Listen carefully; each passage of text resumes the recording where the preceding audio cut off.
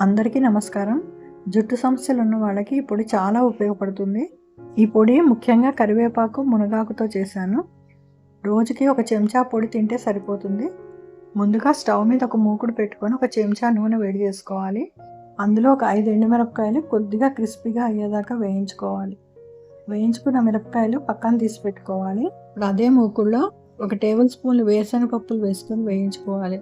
వేరుశనగ పప్పులు కొద్దిగా రంగు మారేదాకా వేయించి తీసి పక్కన పెట్టుకోవాలి. తర్వాత అందులోనే ఒక టేబుల్ స్పూన్ శనగపప్పు, ఒక టేబుల్ స్పూన్ మినపప్పు కూడా కొద్దిగా దోరగా వేయించుకోవాలి. ఈ 2 పప్పులు కొద్దిగా వేగాక ఒక 2 టేబుల్ స్పూన్ల ధనియాలు వేసుకొని వేయించుకోవాలి. ధనియాలు మంచి సువాసన వస్తాయండి, అప్పటిదాకా వేయించుకోవాలి. ఇవి వేగుతుండగానే ఒక టేబుల్ స్పూన్ ఫ్లాక్స్ సీడ్స్ కూడా వేసుకొని వేయించుకోవాలి. ఆ తర్వాత ఒక టేబుల్ స్పూన్ తెల్ల నువ్వులు వేసుకోవాలి. వీటిని కలోంజీ సీడ్స్ అంటారండి. ఇవి ఉల్లిపాయ గింజలు. దీన్ని ఒక అర టేబుల్ స్పూన్ వేసుకొని వేయించుకోవాలి. ఇవి జుట్టుకు చాలా మంచివి. వేగినవన్నీ ఒక పళ్ళెంలోకి తీసుకొని పక్కన పెట్టుకోవాలి. ఒక 2 ఉసిరికాయలు సన్నగా కోరి పచ్చిదనం పోయేదాకా వేయించుకోవాలి. ఇది పులుపుకి చింతపండు బదులు ఉసిరికాయ వేసానండి. ఇది జుట్టుకు చాలా మంచిది. ఉసిరికాయ కూడా పచ్చిదనం అంతా పోయాక తీసి అదే పళ్ళెంలో చల్లారి పెట్టుకోవాలి. ఇప్పుడు మనం శుభ్రంగా కడిగి ఆరబెట్టుకున్న మునగాకు వేసుకోవాలి. అందులోనే శుభ్రంగా కడిగి ఆరబెట్టిన ఒక అరకప్పు కరివేపాకు కూడా వేసుకొని కొంచెం క్రిస్పీగా అయ్యేదాకా వేయించుకోవాలి. కొద్దిగా వేగంగానే అవి సౌండ్ వస్తాయండి. మరీ ఎక్కువగా వేయించేయకూడదు, నల్లగా అయిపోతాయి. వేయించి నాకు చల్లారాక ఇలాగా క్రిస్పీగా సౌండ్ వస్తుంది.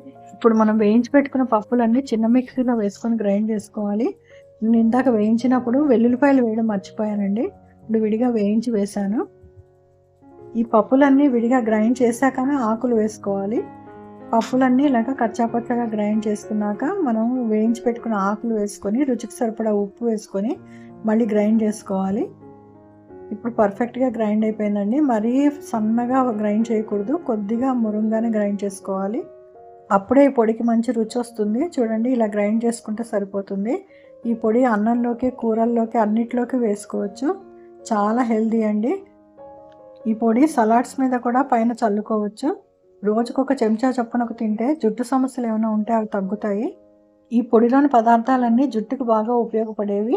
ఈ వీడియో కనుక మీకు ఉపయోగపడితే లైక్ చేసి, హైప్ చేసి మీ వాళ్ళందరికీ షేర్ చేయండి. మరియు నా ఛానల్ కూడా సబ్స్క్రైబ్ చేసుకోండి. Thanks for watching.